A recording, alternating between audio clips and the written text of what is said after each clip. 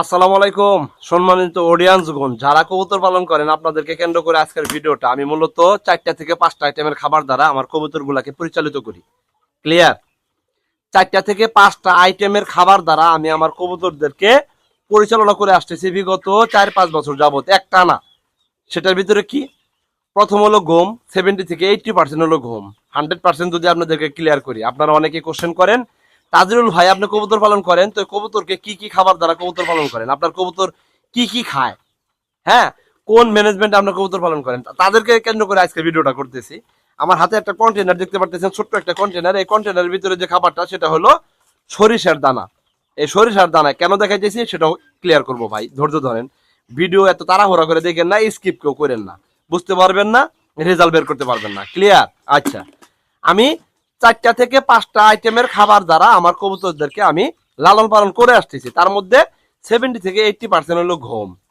এই গম কবুতরের খাদ্য তুলি ভরায় রাখতে সহায়তা করে, পুষ্টি গুণান্বিত ভাবে তাদেরকে দেহের ভিতরে পুষ্টি উপাদান বৃদ্ধি করে।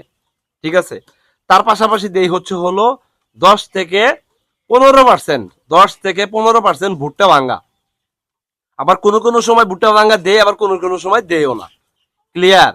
তাহলে কাটা গম, ভুট্টা ভাঙ্গা, বুঝতে পারছেন?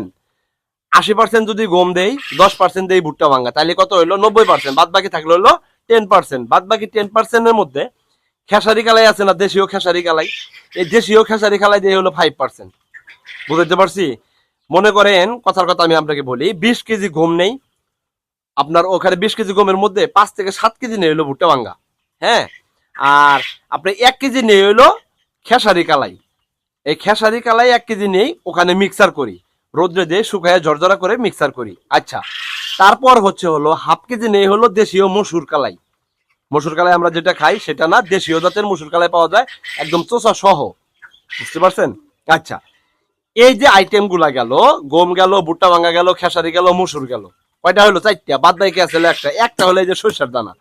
এই সরিষার দানাটা আমার এভাবে কন্টেনারের ভিতরে আলাদাই থাকে, কবুতরকে আমি আলাদা দিয়ে দিই। দেখেন, এক জোড়া কবুতরের জন্য আপনি খুব যদি হয় 20টা থেকে 30টা দানা যাতে পড়ে, এই যে এরকম ধরনের, মানে এই যে এভাবে ধরবেন, এই যে দেখেন, এই যে 2টা আঙ্গুল বাদে 3টা আঙ্গুল দিয়ে ধরবেন, যতটুকু সরিষার দানা উঠবো, এইভাবে একটা জোড়া কবুতরদেরকে আপনি এই যেভাবে খাবার দিবেন। এই যে এক জোড়া কবুতরকে এভাবে খাবার দিবেন। তবে কবুতরের সাথে যদি বাচ্চা থাকে তাহলে আপনি মোটামুটি একটু বাড়াই দিবেন। কেন? ছোট বাচ্চাদেরকে একটু তাপমাত্রা প্রয়োজন আছে, যার কারণে সরিষাটা হলো গরম জাতীয় খাবার বা তেল জাতীয় খাবার, হ্যাঁ। এটা যদি পরিমাণে একটু বাড়াই দেন, তাতে করে বাচ্চাটাকে খাওয়াবে, বাচ্চাটা একটু গরম অনুভব করবে, বাচ্চাটা অতি দ্রুত বড় হবে। ক্লিয়ার ভাইয়া? আচ্ছা, আর সামনে যেহেতু শীত আসতেছে, শীত আসতে গেলে বা শীত আসলে আপনার কবুতরদেরকে আপনি একটু সরিষার পরিমাণটা বাড়াই দিবেন। কারণ ঠান্ডা যদি বেশি হয়, সরিষা এমনিতে একটা গরম খাবার, তেল জাতীয় খাবার, এটা খাইলে কবুতর অনেক গরম অনুভব করে শীতের মধ্যে। একমাত্র মেডিসিনের বাহিরে, মেডিসিনের বাহিরে শীতের মধ্যে আপনার কবুতরদেরকে ভিতর থেকে গরম অনুভব করায় রাখতে বা কবুতর 100% সুস্থ বা একদম একটা কি বলে অ্যাগ্রেসিভ ময় করে রাখতে অবশ্যই সরিষাটা খাওয়াইতে হবে, মাস্ট বি, কন্টিনিউ করতে হবে, এবং স্বাভাবিকের তুলনায় একটু পরিমাণটা বাড়াই দিতে হবে। কথা কি ক্লিয়ার?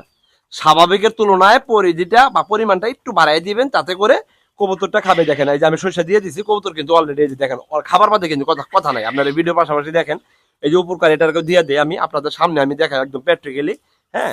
আমি আবার মনে করেন যে ভোগী সগি বানোয়াডি কথা বলে শো অফ করানোর জন্য ভিডিও অনেক এডিটিং করে ভিডিও শো অফ করে আপনাদের সামনে নিয়ে আসা ভিউ কামাই করা লাগবো ভাই, এই টেন্ডেন্সি নিয়ে এই জগতে আসেনি।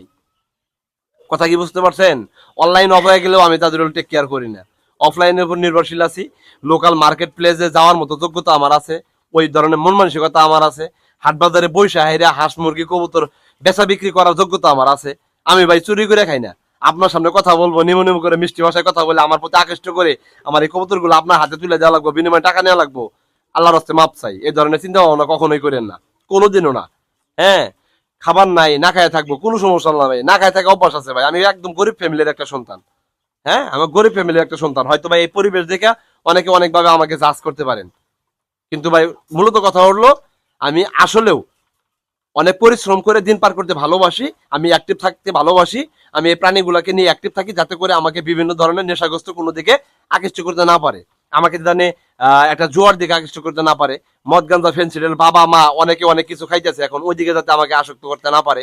হ্যাঁ, এই বর্তমান বাংলাদেশের প্রজন্মর যে একটা অবস্থা, এটা দেখে মূলত অর্থে এই জায়গাতে আমি একটু নিজেকে কানেক্ট রাখার চেষ্টা করি, যাতে করে সকল ধরনের ডিপ্রেশন, সকল ধরনের অ্যাংজাইটি থেকে দূরে থেকে আমি মূলত অর্থে আল্লাহ তাআলার একটু নৈকট্য লাভের আশায় আমি এই প্রাণীগুলোর সাথে থাকি, এবং এরা আমার যে পরিমাণ ভালোবাসা দেয় তাতে করে আপনারা এটা বোঝানোর মতো ক্ষমতা আমার নাই। তো যাই হোক, আজকে আমি কি কি খাবার দিয়ে আমার কবুতরকে আমি পালন করে থাকি সেটাই আপনাদের সামনে শেয়ার করলাম।